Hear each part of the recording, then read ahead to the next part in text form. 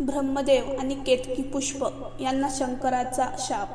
श्री गणेशाय नमः. ब्रह्माजींनी खोटेपणा केला म्हणून भगवान शंकर अतिशय संतप्त झाले होते. त्यांनी आपल्या तृतीय नेत्रातून भैरवाला म्हणजेच काळ भैरवाला प्रकट केले.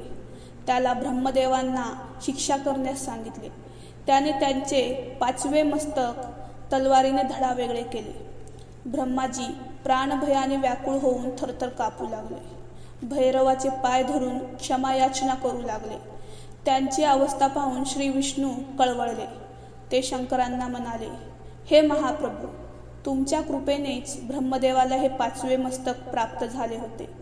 तुम्ही खूप उदार आहात. विधात्याचा अपराध पोटात घालून त्याला क्षमा करावी अशी माझी विनम्र प्रार्थना आहे. शंकरांनी श्रीहरींची विनंती मान्य केली. त्यांच्या आज्ञेने भैरवाने ब्रह्माजींना सोडले. तेव्हा शिवजी म्हणाले, ब्रह्मदेवा, तू आपली प्रतिष्ठा वाढवण्यासाठी आणि मी ईश्वर आहे हे सिद्ध करण्यासाठी कपट केलेस. म्हणून विश्वामध्ये कोणीही तुझी पूजा करणार नाही, तुझे मंदिर बांधणार नाही, कोणीही तुझ्या प्रित्यर्थ उत्सव करणार नाही. तू सत्कार, स्थान आणि उत्सव यांना कायमचा वंचित झाला आहेस. ती शापवाणी ऐकून ब्रह्मदेवांना आपल्या कृत्याचा पश्चाताप वाटू लागला.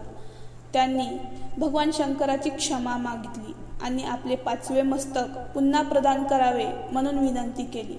तेव्हा महादेव म्हणाले, विधात्या, दुर्जनांच्या विरोधी वर्तनामुळे सृष्टिकार्यात मोठा अडथळा निर्माण होतो. जगाची व्यवस्था विस्कळीत होते. अशा वेळी पापीजनांना दंड करावाच लागतो. त्यामुळे लोक मर्यादेत वागतात.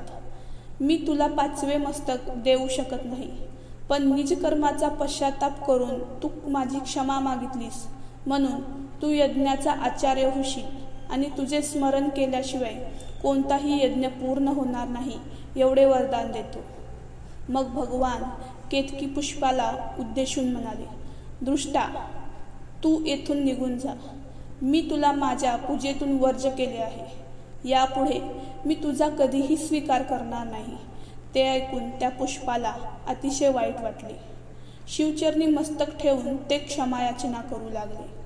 मी अज्ञानी आहे. तुमच्या दर्शनाने माझे दोष नाहीसे झाले आहेत. माझ्यावर काहीतरी कृपा करा अशी विनवणी करू लागले. तेव्हा शिवजी म्हणाले, हे केतकी, मी तुला कधीही धारण करणार नाही हे अगदी सत्य आहे. पण विष्णू आदिदेव माझे भक्त आहेत. ते मात्र तुझा स्वीकार करतील एवढे सांगतो. तेव्हापासून केतकी पुष्प म्हणजेच केवड्याचे फूल श्री शंकरांना वाहिले जात नाही किंवा त्यांच्या पूजेत समाविष्ट केले जात नाही.